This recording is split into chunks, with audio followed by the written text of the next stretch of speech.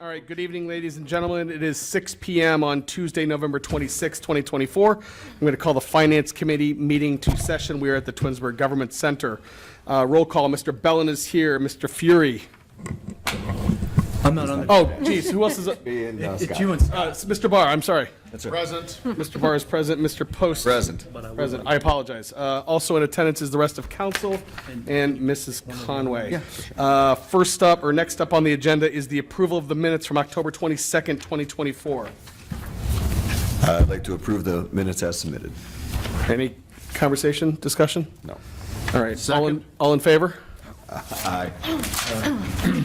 Minutes are approved as submitted, 3-0 from the October 22nd meeting. All right, next up is the 2025 budget presentation. Ms. Conway. Good The evening. floor is yours. Thank you. So everyone received either an electronic or a hard copy of this year's budget presentation. I just wanted to start off by thanking the department heads for all of their input and hard work, Capital Improvements Board for all of their assistance with our capital improvements meetings this year, and the mayor for really giving me kind of free rein to run the budget process how I would like. I think it was an easy process again this year. We did not meet with all department heads individually. They're just really, with everyone's schedules and meetings, there's not enough time. So those department heads that didn't really have any significant changes to their budgets, we kind of just asked them, are you okay with how it's submitted, or do you feel that you need a meeting? Most of them were in agreement that, you know, what they submitted, they're okay with. I'd also like to thank my finance staff. They are really instrumental through this process by allowing me to focus on this and them getting the rest of the tasks that we have to get done. And I'd like to thank our marketing coordinator, Jenny Taraba, for the lovely cover art this year. So we wanted to move, I guess, in a more forward direction, and part of that is how are we going to move to a permanent budget book, which I will discuss later in our presentation for some of the technology that we're going to be implementing next year. So I know last year I had a 2024 budget theme. I didn't really go with a theme for next year. However, I do outline some goals that I had in mind when meeting with departments. One of them, transparency. That's a big thing for this administration, is how are we remaining transparent to residents? How are we presenting material? Is it easily accessible? Is it easily understandable? Can residents find it if they need to? Accountability. Are we being good stewards of taxpayer dollars? Obviously, we are audited every year and those audits come out clean, but that doesn't necessarily always encompass everything. So we want to make sure that we're spending the money that we have in a meaningful and obviously, responsible way. Are we being flexible? I always ask departments, what's your best and your worst case scenario? Worst case scenario, we have a huge catastrophic event. Are we prepared for things like that within our budget? Do we have the right staff? Do we have the right equipment and supplies? Are our facilities up to date? Things like that. Are we being comprehensive? How do these plans affect our residents? How do they affect our businesses? How do they affect our employees? So just making sure that the budget that we are creating is all-encompassing and that we're thinking about all of the things that go into the community and the day-to-day workings of city operations. And reliability. Are we remaining in our general parameters from year to year? We don't want a budget that is wildly out of characteristic from where we were previous years, so just remaining consistent. One of the ways that we've tried to achieve most of these goals that I have tried to do a better job with over the past year was doing quarterly reports to the Finance Committee. So keeping you up to date on expenses, revenues, capital projects, what projects are we going forward with, what are we moving on from, things like that. So one of the biggest goals for 2025 across all departments is how are we going to use technology to our advantage. One of the things that some of the department heads have mentioned is that we just have archaic processes across the board, and that's government in general. But I feel like there are some areas where we really needed to move into that next phase of change. So our Human Resources Department, we are currently in the process of migrating to NeoGov. So our onboarding processing system sunsetted. We are currently going with NeoGov for online job applications and onboarding of new employees. We are also moving forward with an online benefits enrollment, which we've never had here. Is there a fee for that? Do we For pay a fee for that service? Yes. Okay. The online enrollment, no, but for the onboarding, we were paying a service through Civic Plus. That service is no longer available, so we moved to a new company. Thank you. The city has never had online enrollment for employees to do their benefits. That seems kind of strange for people who've worked at large organizations, but we're moving away from paper. I haven't done that in 20 years. You're one of the few. I'm just saying. You mean have paper enrollment or online enrollment? Online enrollment, I don't remember when I had paper. Yeah, so the city is still using paper. So we're finally moving to, I meant the other way around, that we're finally moving away from that. Brenda was doing everyone's open enrollment and entering them herself. So just processes like these where other, government tends to move slower, but this is an area where we've definitely been lagging behind other organizations. The Clerk of Council's office, we have 2 new software applications, a meeting management software to do online legislation routing, and then it's on the back end, it goes through the necessary people in the administration, and then it's online routing for council members too to see all of the legislation. There's also going to be public record software that we've been training on, so it gets routed to whichever department needs to fulfill the request. It gets, legal review in-house, and it's just a more automated process instead of having to go through emails. Part of the capital discussion, the police department's updating all of their portable radios, which are obsolete and no longer supported. They're also upgrading the microwave links, which are the radio frequencies. So this will be used to transmit the data, the video, audio data for the police and fire departments. Service, wastewater, and engineering are upgrading their cartograph system, which logs customer calls, work orders, processes vehicle information and repair records, and provides inspection data for various projects. And I briefly mentioned this, but the finance department is going to an online budget book for 2025, and this was something that I presented the mayor last year, and we decided to, push it off. But it's going to allow departments to upload all of their own information into. It's an online budget book. I will be able to create the narrative, and then it's available on our website for residents they can click and they can go to the police department, and it'll have a breakdown of all the police department's expenses, and it'll have nice graphs that are all easily automated. So it puts us in line to really be more transparent for residents, to give them some type of flexibility in what they want to choose to look at. But it also gets us away from the paper and, the submitting of Excel sheets and things like that. So it just makes us a little bit more modern and up to par with some of neighboring cities.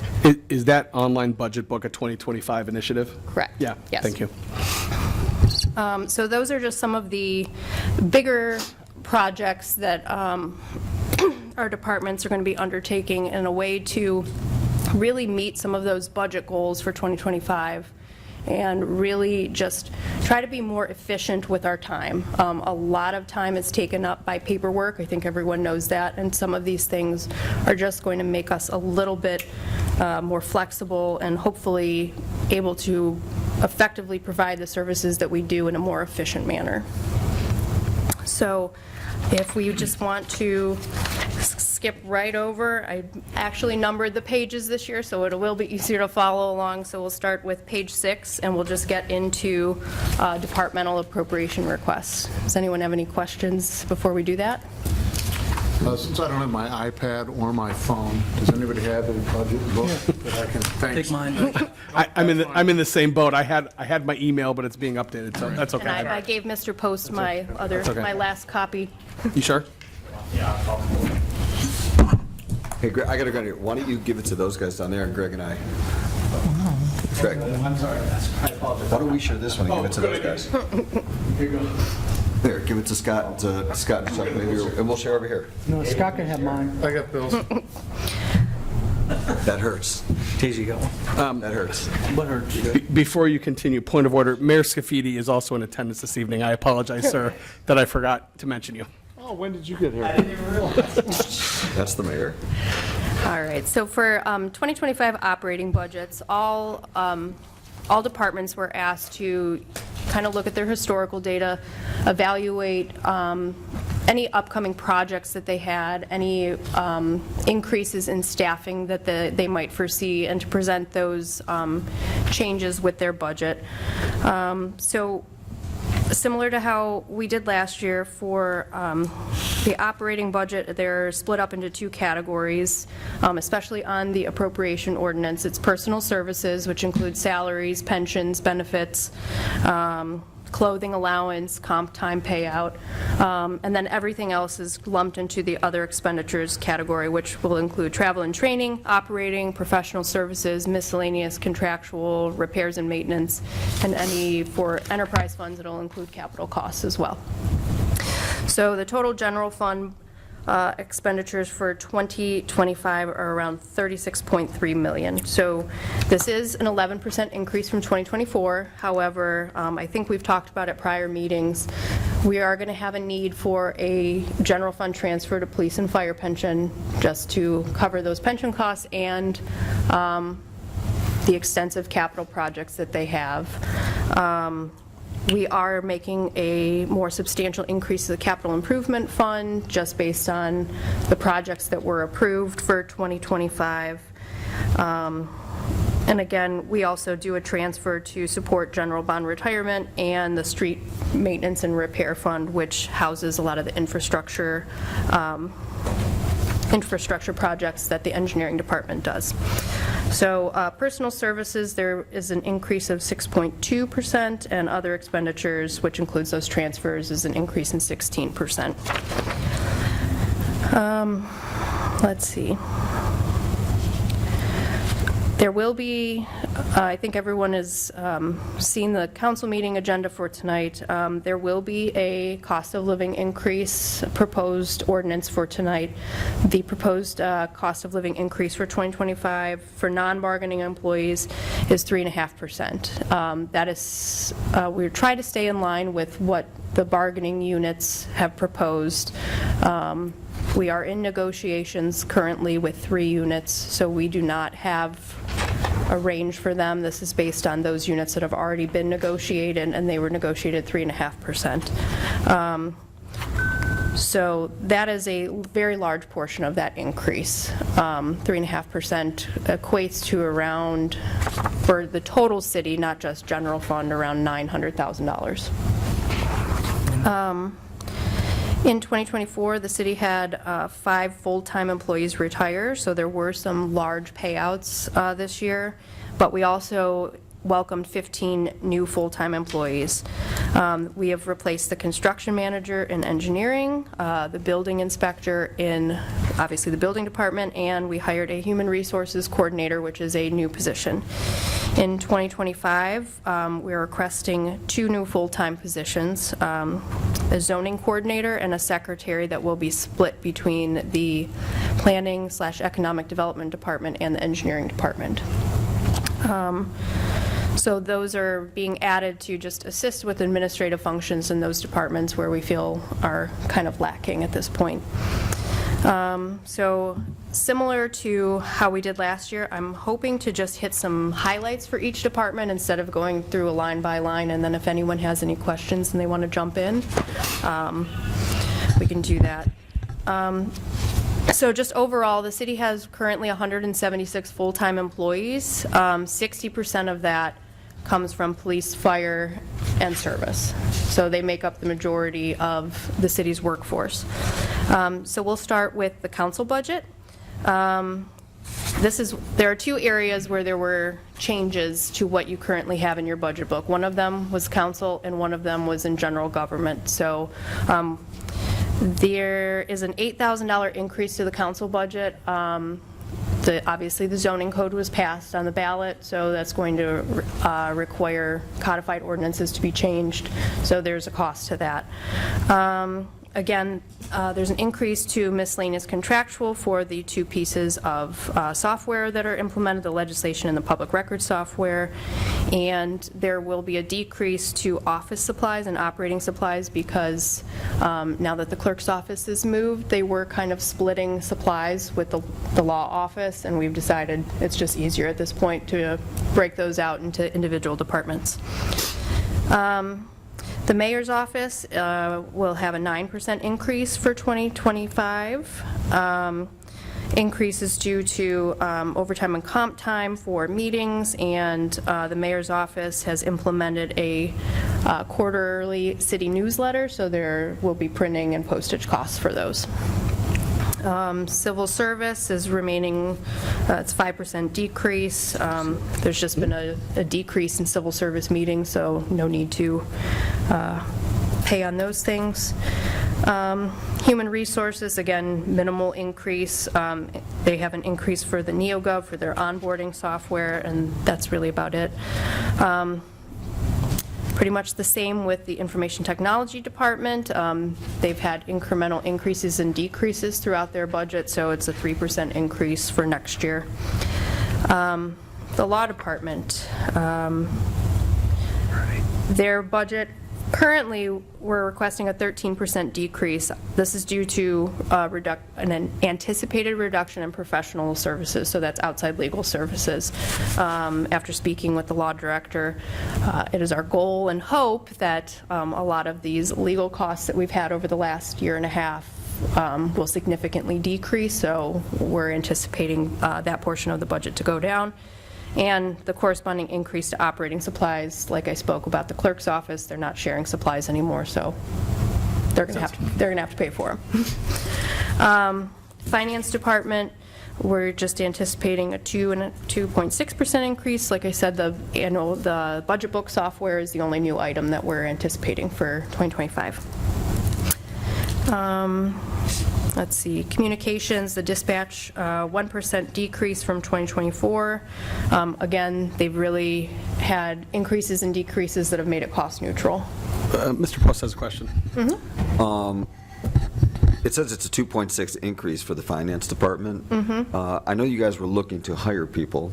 Did you already include that in this year's budget, and that's why it's not an increase? So we have it in this year's budget.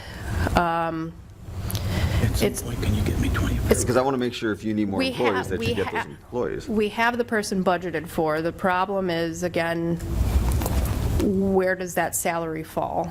If it's within the collective bargaining agreement, it's lower.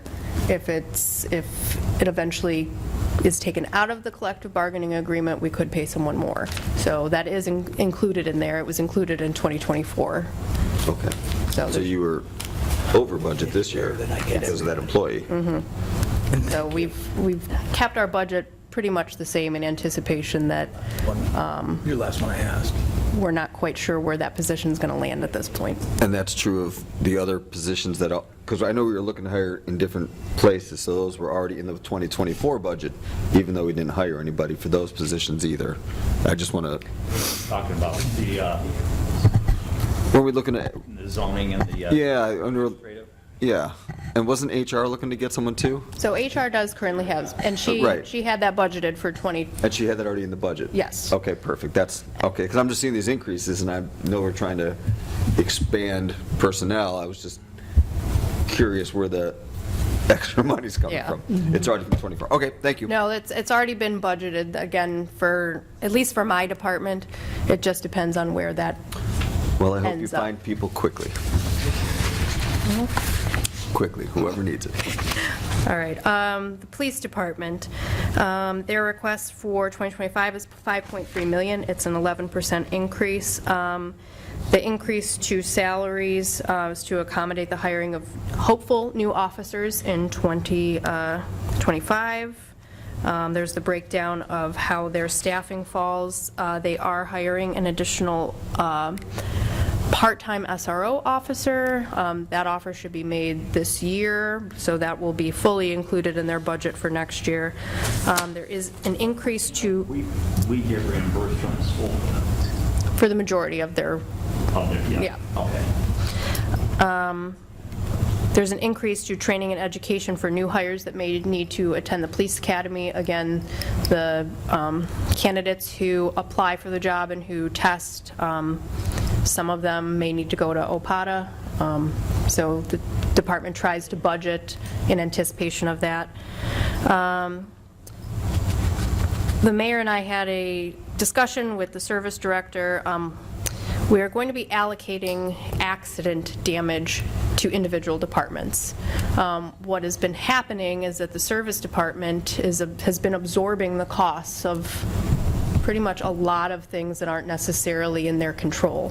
So one of the things that the mayor and I discussed with service director is it's really unfair to his budget when an accident, a true accident, occurs in another department. So if a police vehicle gets into an accident with a parked car, Dennis really doesn't know how to plan for those types of things, and we felt under the discussion that if those items truly hit a department's operating budget, there might be more cognizance of the effects that it has, whereas when it happens and it just gets charged to the service department, it's, well, didn't hit my budget, so it doesn't really, Are we hitting parked cars? I was just using that as an Oh, example. okay. Okay, sorry. Just moving cars. That was the police chief when we started. That was just an example, but, it's not fair to service to Chief have to Deal try had a and problem budget with that, for those things. so- Now, if a department has to No, feel it- absorb those effects, Is that me? it might make the trickle-down effect a Sure. little bit more effective. Ballpark, what is that? You have my Ish? I'm genuinely just curious. What were you budgeting? 15,000, I think. Okay, that's fine. I was just looking for order of magnitude. Okay.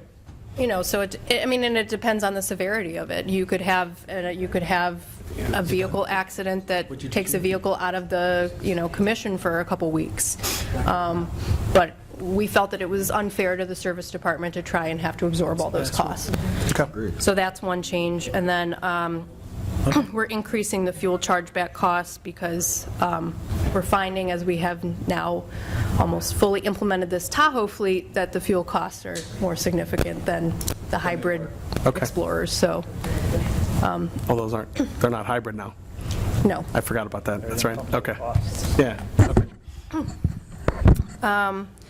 The fire department, you will see that there are 3 new firefighters who are going to be sworn in tonight. So obviously, they will only have wages for, 1 month out of the year, so they will be included for next year. They have a 5% increase to their budget. And again, repairs and maintenance will be allocated to, there's an increase to their repairs and maintenance because accidents will be allocated to those individual departments. Now, I hate to point out police and fire, but besides service, police and fire have the largest fleet, so there's more occurrence of accidents in those fields than necessarily, if recreation is driving down the street. So I hate to point them out, but Christina, where does the new fire truck fit into this equation? police and fire capital. Capital, okay, thank you. The Public Works Department is going to have a 1% decrease for 2025. So we had some discussions with Dennis and with Jen Bettinson. There are 3 full-time and 2 part-time custodians that are paid from the service budget, but they work and take direction directly from Parks and Recreation and the Fitness Center. So there's kind of I don't want to say a mishmash of, reporting to service, but then working for parks, and there's a discord there. So we got together and pretty much said, why aren't they all just charged Parks and Recreation, and then we don't have this issue? So there's some reallocation of those employee salaries and benefits to Parks and Rec, along with the fitness center coordinator. He's not really, I should say, building maintenance coordinator. operates over the community center and the fitness center. We're moving him out of fitness and moving him into Parks and Rec as well. It's just really a reallocation of expenses to where they properly should go. So those people are cleaning the fitness center and the community center, they should be paid from those items. So that's why there's a decrease for the service department's budget. Again, we are increasing repairs and maintenance, more of our vehicles. Fred is trying to maintain the fleet that we have in a responsible manner, but sometimes those repairs are significant. Like this year, we have a $60,000 repair to a fire truck. You know, those things, you see the price of a fire truck. Right. So obviously. That's not from parked car, is it? Just asking. No. But obviously, Asking for a friend. it is more cost-effective to do a repair like that instead of spending $700,000 for a new truck. Okay. And then we did decrease the fuel chargebacks for the service department. I guess in my past experience, I forgot that service department there did garbage collection, so obviously garbage trucks take a lot more fuel, so I gave Dennis way more money than he needed in fuel chargeback, so we'll change that. The engineering department, as I mentioned before, they're going to include the addition of a secretary that will be utilized with planning and economic development. And then I don't know if everyone remembers that Amy talked about applying for a grant for the traffic signal design. The city was not awarded that grant. So Amy had built that into her operating budget. So while there is a $1 million increase in her professional services line, it is for that traffic design. Okay. And I want to say the traffic design is estimated at $750,000. Okay. So that she put it in her operating as a contingency, knowing that we might not receive grant money for that. Okay. So we are well aware of absorbing that cost. Okay. Building department, 5 full-time employees. It is a 23% increase. We are hoping to add an additional building inspector. Well, we will have a building inspector for a full year. They are requesting to hire a part-time building inspector, and they do want to increase training and education for those employees in that department who are pursuing their building certifications. Planning Commission, very small budget, 10% decrease due to lack of interest in training from 2024. Economic Development, there's a 9% increase from 2024. We did have the zoning coordinator budgeted for 2024. However, because we did not fill that, we moved the marketing coordinator. That's another reallocation. The marketing coordinator was a position that is part of the collective, our AFSCME collective bargaining agreement. They did report to Parks and Recreation. Parks and Recreation felt that they were only utilizing her for a portion of the time, and her services could be used throughout the entire city, which I think anyone who's worked with Jenny so far has seen that she does a great job. I love the budget book cover.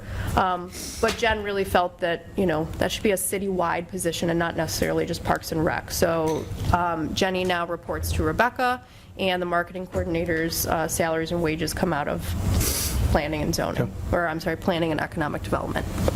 And so there is an increase to office and operating supplies just to accommodate some of the marketing software and projects that she works on. Excuse me, Parks and Recreation, there's a corresponding increase to their budget simply because of the 3 full-time employees and 2 part-time employees who are now going to be reporting from service. Jen would like to increase training and education to provide additional training for her staff members. And there is an increase to concerts in the park. If everyone remembers, there were only 3 Rock the Park concerts this year because of the Glen Chamberlain Park project, so I believe it's going to be 5 again next year. And then seniors, 2 employees, 2% increase, and there's a slight increase to field trips, just because Laura is always expanding programming. So there is a slight change to general fund total expenditures should be $36,328,820. That's the $8,000 for the council software, or I'm sorry, the codified ordinances. And then I did increase the utilities in general government. You will see from the detail that everyone's utility costs have just skyrocketed this year, and every budget is kind of moving around money at this point in the year to cover utilities. Okay. So are there any questions over anything in the general fund? Questions? Mr. Barr? I'm good, thank you, very thorough.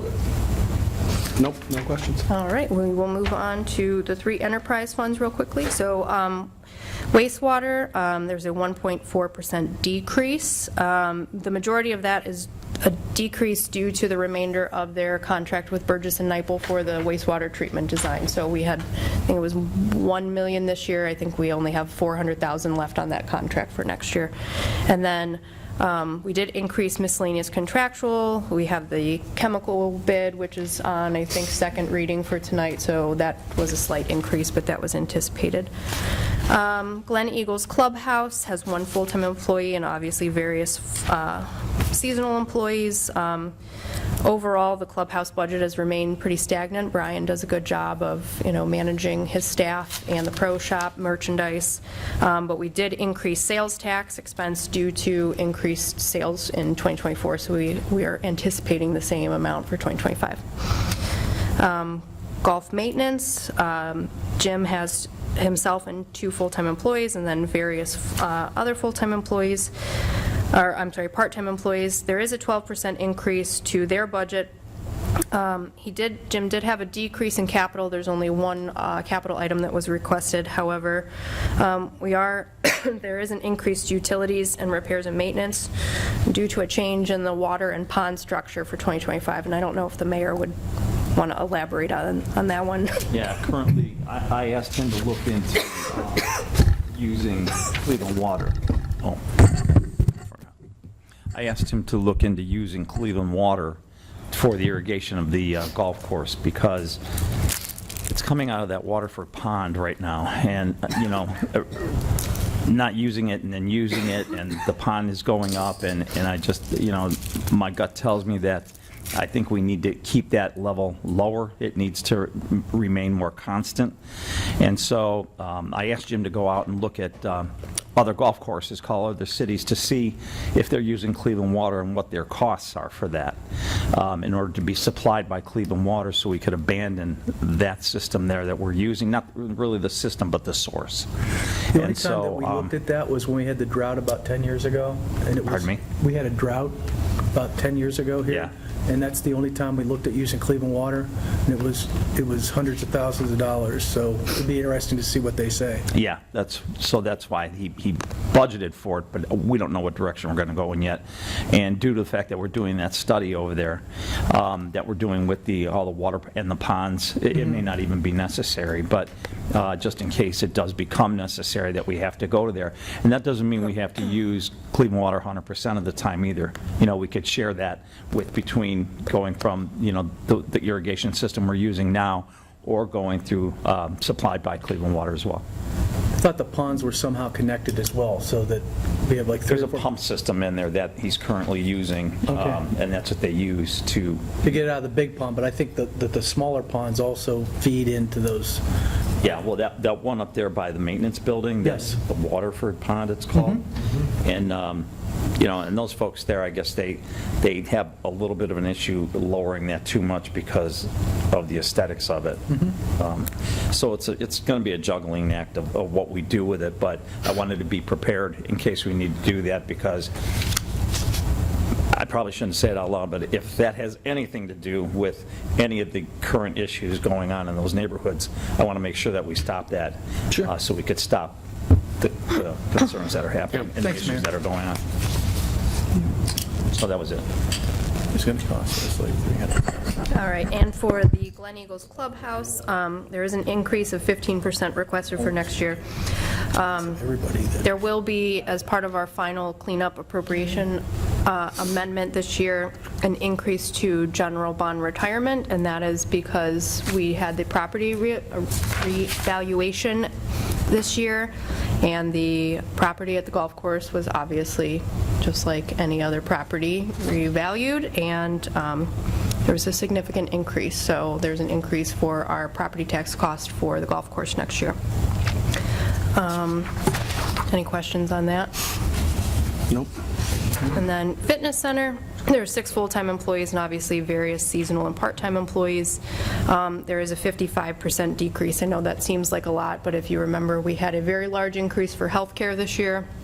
We also have the $2 million project for the pool pack, which is encumbered this year, so that's falling off. It's encumbered for next year, but it won't be an appropriation for next year. So those are the 2 largest items. Now, community theater, I just did put a little note in here. It was our anticipation that we were going to have an agreement with the community theater group and be able to disperse the funds that the city was holding almost as a trustee for them.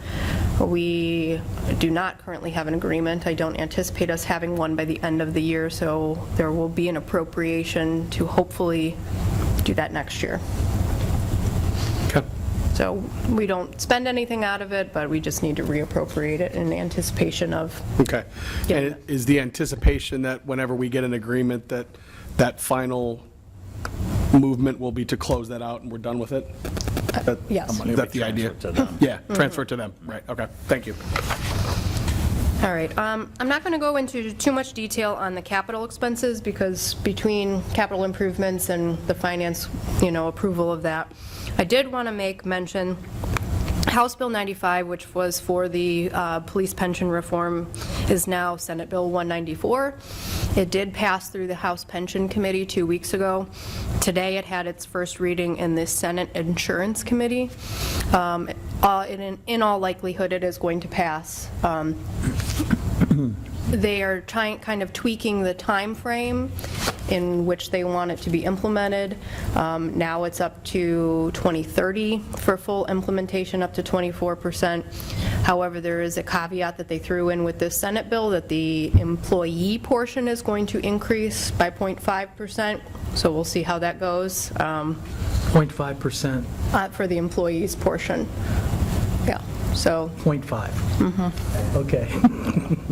So in all likelihood, it's going to pass. So that is going to have a significant impact on that police and fire fund. I think I've been harping it all year that the majority of that expense should go to pension, and then whatever remains can be for, capital items. However, that is probably, I don't think anyone here wants to go back to residents and ask for an additional levy. But that would just mean that the city would have to transfer money into that fund to pay for those items. So it'll be an item for discussion, but I just wanted to make everyone aware that that was in hearing today. So Ohio Municipal League usually sends out an update every Friday. I don't know if they will this week with the holiday, but they do a nice job of recapping all of those items for cities. And so we should hopefully hear something by this weekend. Again, I'm not going to go through capital at this point. I think we've harped on that long enough. The total expenditures for 2025 are around $59 million. This is a 4% decrease from 2024. There may be a few final tweaks before the final reading next week. If there are, I will obviously give those to Shannon for everyone. But at this point, I don't foresee anything, knock on wood, but you never know what comes up. So next we'll move on to revenue. So that starts on page 23.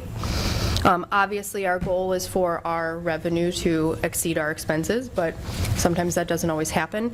At this point in our projections, our revenue is going to not meet our expense projection by about $2 million. Again, the majority of that is due to those additional transfers that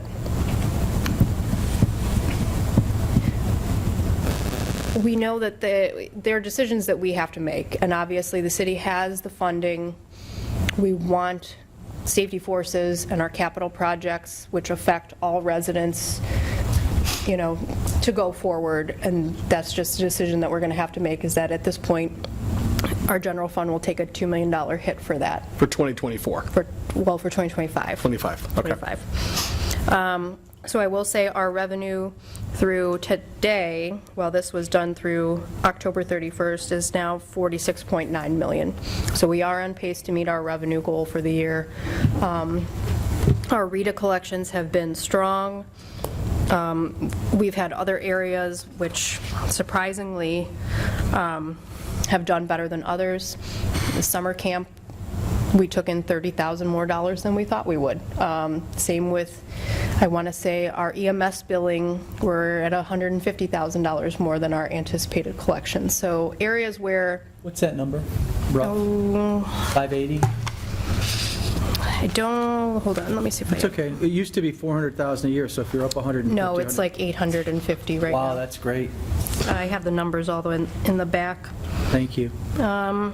Through October 31st, it was 816,000. Do we still split part of that back to the township? Yes. Okay, do we do that for Reminderville as well? No. Thank you. Just so I'm clear, I want to make sure that I understood what you said.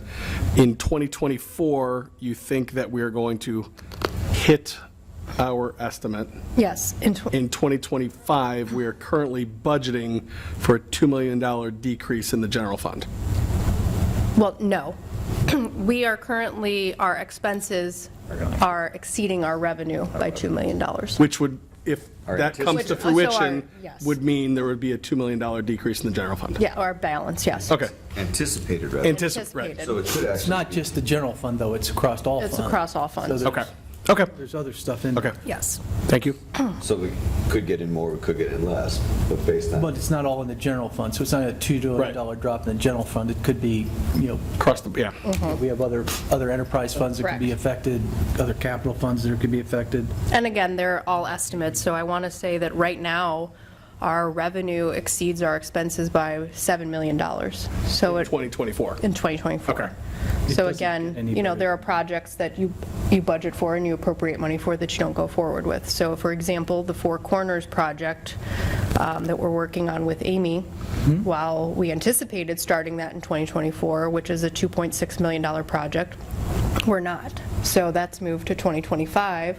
So while our revenue anticipated 2.6 and our expenses 2.6, it nets out to 0. So just some of those things are just moving the pieces where they need to go.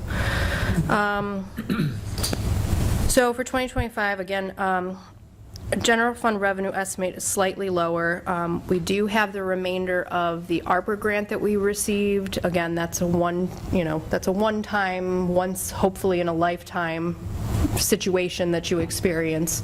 So we will make that final transfer this year, and then that fund is going to be depleted. Let's see.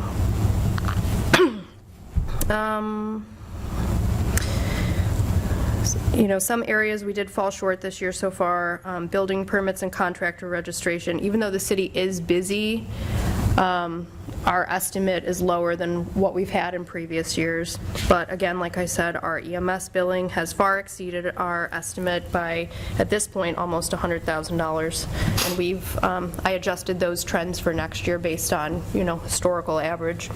Summer camp fees exceeded our estimate. Same thing with senior programming has outpaced their estimate as well. So we're just trying to stay in tune with historical trends. You don't want to go too much outside of, and you want to look at, what's your 5-year average. You could have one year that the golf course, for example, may do phenomenally well, and the next year the weather might be horrible. So again, those are all things that we try to take into consideration. On page 25, I do have a chart just listing the historical revenue revenue for enterprise funds. Obviously, the green is sewer revenue, which outpaces the other two funds. Glen Eagles has had an uptick. They had a phenomenal year this year. Again, I think it's the second year they will not need any type of subsidy from the general fund.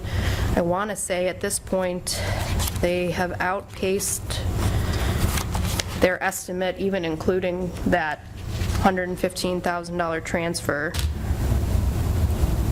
yeah, so they were, through October, which, almost a full month, they were at 1.63 million. Their estimate with the $115,000 transfer was 1.6 million. So, they had a phenomenal year. Awesome. I think they're talked about shutting down the golf course this week just due to snow, extensive cold temperatures, but they've had a really great year. And then the next one is kind of a little hard pill to swallow, but that's the fitness center. So one of the things that I know the fitness center was very much hanging their hat on was the fact that they did not need a subsidy for 2 years. Obviously, this year we had a lot of hiccups between, the large increase in their health care, the pool pack project. I'm going to hit you with 2 more. So tonight, there is an ordinance requesting the advance that we made earlier this year be a permanent transfer. After going over the numbers with the mayor and Jen, the fitness center's revenue is not going to be able to repay that $200,000 next year. There's just no possible way for them at the current juncture that they're at, especially with the pool pack project affecting the indoor pool closure next year. We just don't foresee it being possible, and so we're asking council to make that a permanent transfer instead of anticipating them pay that back. And advances need to be paid back within a year, so we just don't think it's possible at this point. And I did tell Jen that I was going to say this during my meeting so that everyone gets ample time and is well aware. If you haven't noticed, there has not been a rate increase ordinance proposed yet, and that's because the fitness center, due to this project next year, is not requesting an increase to residents. They feel that the indoor pool closure is going to be a hard enough pill for residents to swallow that she didn't feel it was fair to then come and ask for a rate increase when one of the amenities is not going to be available for an extended period of Even though time. they'll be able to use the outdoor pool. They're gonna That's have, the right call. Full use of that. But Which, it's wonderful to have a community that has the availability to do that, and luckily, we are trying to time it right so that residents at least have one pool to use, but she just didn't feel it was right to ask residents to pay an increase when a large portion of what they're paying for is unavailable. So That's the right call. whether that constitutes a decrease in fitness center memberships or in some type of programming, we understand that we're trying to put the fitness center in a better position, and if we have to take a temporary hit for a more permanent solution, we understand that that's the risk you have to take. And this is probably a question for Jen, but are we taking into account, I know like the high school swim team uses that facility, are we taking that into account, like are we going to affect their season? So the pool, I want to say, will be closing right after school ends, and the project will take place over the summer, so no one will be Okay. affected by Okay. it. should be back in Should be taken care of. Okay. operation. They're trying to plan it so minimal evasiveness as possible, but we understand that Stuff happens. it's an inconvenience. So I've tried to take out some of those anomalies in the fitness center revenue just to give an apples and apples comparison. And with those items taken out, they've just had a small uptick in their revenue. So it doesn't warrant,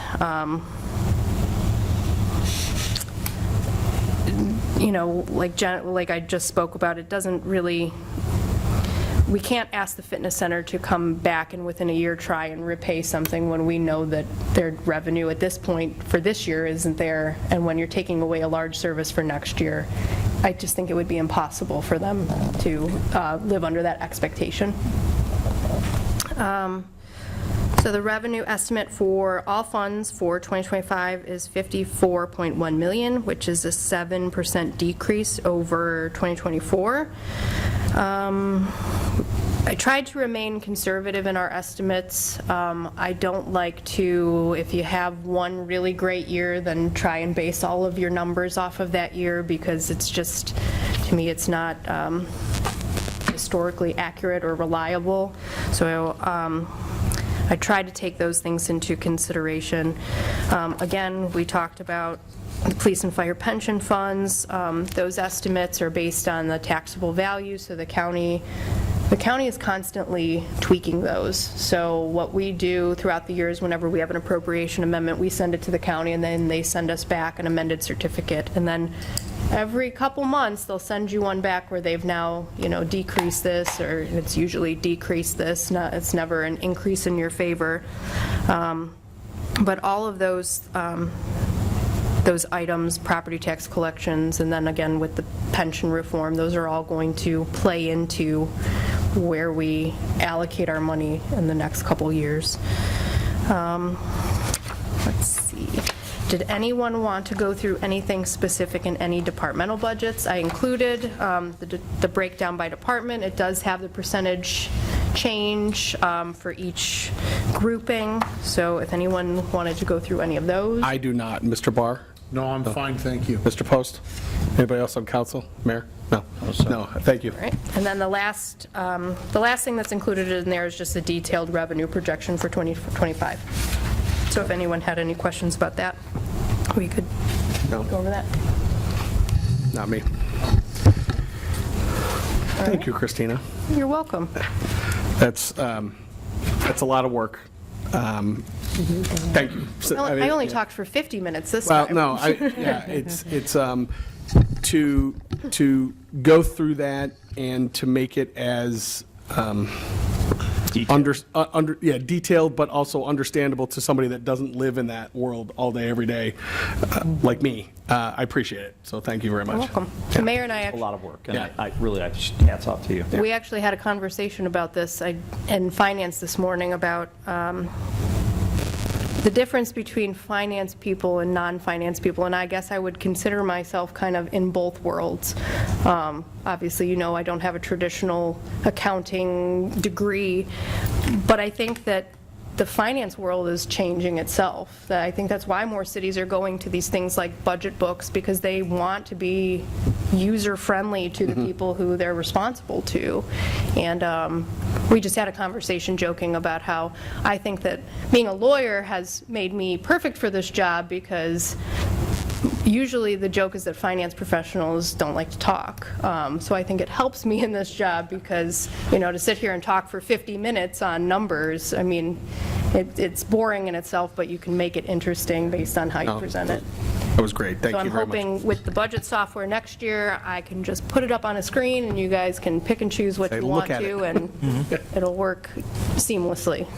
I won't hold you to it, but do you have any sort of a timeline when that might take place? We are ready to go with January 1. We are okay. in their queue for them to start uploading our stuff, and what they'll do first is they'll take our current budget and our budget book, and they'll just kind of throw it in there. That way residents can go in and play around with it, switch to the different sections, and then the next phase would be, I want to say maybe like when we start our budget process and showing directors how to input their own data, and then I can go in and kind of put everything in one voice so they can submit, oh, here's how many people I need, or here's some interesting facts about our department, and then I can go in and change it. That way it's, like I said, one cohesive voice and things like that, but This will save you time, right? hopefully. Right. Down the line, once it's, All right. Everything takes time up front, and then hopefully it'll, right. yeah. Well, that's the goal. All right. Thank you again for the budget presentation. Any miscellaneous this evening, Mr. Barr? No, thank you. Mr. Post? Anybody else on council? Mayor? All right. Thank you. That said, the next meeting of the Finance Committee will be on January 28th, 2025 at 6:30 PM. This does represent my last meeting as the Finance Chair, so thank you for a wonderful year. I sincerely appreciate it. And with that, I will adjourn the meeting at 6:52 PM.